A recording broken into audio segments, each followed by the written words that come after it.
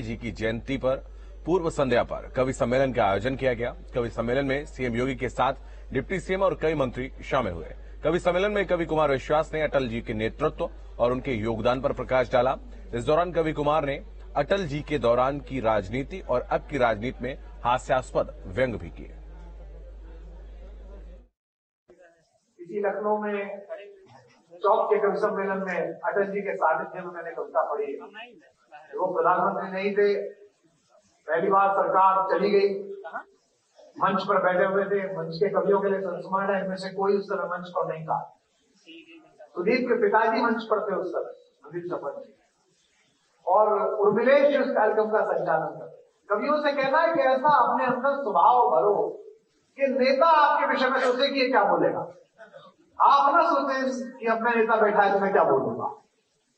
सरकार चली गई थी और भाजपा ने यह कह दिया था कि राम मंदिर हमारे एजेंडे में नहीं है। देश का एक बहुत बड़ा वर्ग इस बात से नाराज था कि जिस संघर्ष के लिए हमने आपको खड़ा किया आप उसे स्वीकार ही नहीं कर रहे। छतरपुर के हमारे एक कवि हैं मध्य प्रदेश के, हृदेश पटेरिया, वो मंच पर थे। उन्होंने अटल जी से कहा कि मैं राजनेता अटल बिहारी वाजपेयी जी बैठे हैं और कवि अटल बिहारी वाजपेयी भी बैठे हैं, और कवि अटल बिहारी वाजपेयी के माध्यम से राजनेता अटल बिहारी वाजपेयी को एक छंद सुनाना चाहता हूँ। ऐसी बात कहना अटल जी जैसे आदमी। आज के नेता बड़े जरूर हैं, लेकिन 10-20 प्रधानमंत्री और 100-200 मुख्यमंत्री एक साथ मिल जाए तो एक अटल बिहारी वाजपेयी बनता है। कांग्रेस समाजवादी पार्टी के लोग बोलते हैं कि हमारी सदन में संख्या कम है। संख्या से काम नहीं चलता, मनोबल से काम चलता है। जब 2 सदस्य थे, अगली बात पर दोनों हाथ उठाकर तालियां देना, जब केवल 2 सदस्य थे इनकी पार्टी के, तब भी अटल बिहारी वाजपेयी इस देश का मानक विपक्ष थे सदन में। हृदेश पटेरिया ने अटल जी को छंद सुना दिया और कहा कि कविवर अटल बिहारी वाजपेयी मेरी ओर से पूर्व प्रधानमंत्री को छंद सुना देना। और हृदेश पटेरिया को बहुत लोकप्रिय कवि थे, अच्छे थे, बहुत बड़े कवि हैं, कई कवियों के आदर्श हैं, मेरे भी बड़े भाई जैसे हैं। लेकिन उन्होंने कहा कि जब सोमनाथ से चला था रथ आपका, हिम्मत देखो कवि की किसके सामने पड़ रहा है, कि जब सोमनाथ से चला था रथ आपका तो आपने कहा था कि बुलाया श्री राम ने। जब 6 दिसंबर को ढांचा गिरा हृदय, आपने कहा था कि गिराया श्री राम ने। और जब 5 राज्यों में सरकार आई आपकी तो आपने कहा था कि जिताया श्री राम ने। और जब सारे काम राम द्वारा ही किए गए तो मान लो कि आपको हराया श्री राम ने।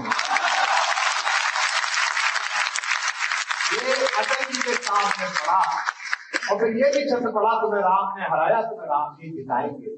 कवि का काम है कि वो सत्ता को बताता रहे कि आपका आवाज कहां कहां से आ रही है, अन्यथा कहां आवाज सुननी बंद कर देते हैं। मैं जानता हूं 6 महीने पहले उत्तर प्रदेश में चुनाव हो रहा था तो दोनों पक्षों के नेता क्या कहते हैं, 300 से ऊपर सुन के पक गया था। और जो कह रहे थे उनको पता नहीं था कि 300 से ऊपर नहीं आ रही है, क्योंकि जनता कुछ और कह रही है। तो जनता को आईना बनाकर अपनी बात कहने का हुनर कवियों में है, इसके लिए मैं बहुत बधाई देता हूँ। इसलिए नहीं कि उसने वर्दियों की कविता पढ़ी हो तो अच्छी कविता थी, लेकिन पेट्रोल के दाम बढ़ने की कविता इस सभागार में पढ़ने के लिए मैं चाहता हूं सुदीप भोला को इस बात करके आभार।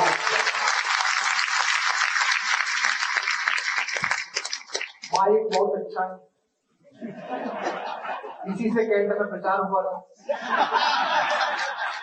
आने वाले चुनाव में लोकप्रिय मंत्री श्री विजय पाठक के चुनाव के सवाल पर अच्छा, ऐसा नहीं कि हमें ही नहीं मिले पैसे, इसमें भी बचाए गए।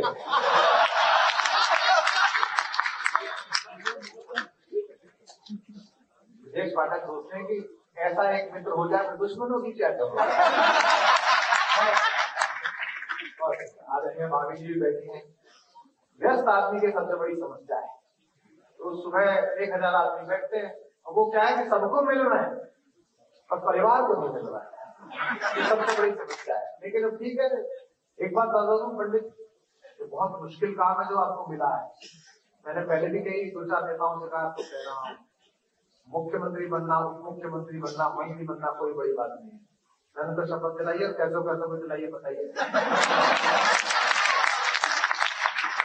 तो गोली खा रहा है दिल्ली में रहता है, दिल्ली बोला होटल में गोली खा रहा था। मैंने कहा गोली क्यों खा रहा बेटा, तबियत खराब है क्या?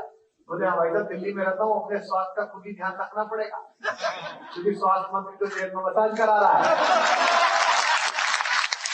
महत्वपूर्ण काम नहीं है मंत्री बनना और मुख्यमंत्री बनना। अगली जो बात कह रहा हूँ वो मेरे मित्र है इसलिए कह पा रहा हूँ, और आपकी तालियां इस बात की स्वीकृति देगी।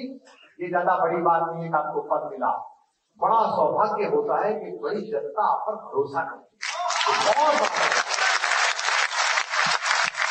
और जब रात को 2 बजे आप दिल्ली के पत्रकार, नोएडा के पत्रकार का फोन उठा लेते हो। ये एक जन उत्सव है जो हर साल होता है, हर साल आता हूँ और आप लोग सुनते हैं बहुत आनंद के साथ। क्रम में हूँ, मेरा मन रहता है कि राजेंद्र बैठे हैं तब तक उनको, और विधायक जी कानपुर वाले प्रसन्न हो, कुछ थोड़ा सा बकरा टेस्टी था, बच्चे अपना विधायक लाए, वो 5 बार बोला वो चुल्लू बार से बाहर नहीं निकलना।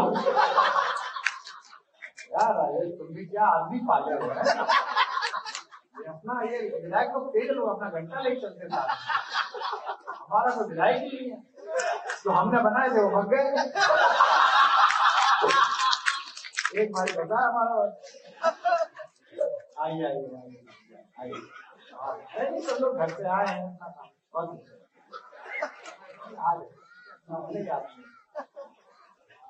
ऐसे दोनों अलग अलग बैठे हैं, फिर तो हंस पाएंगे।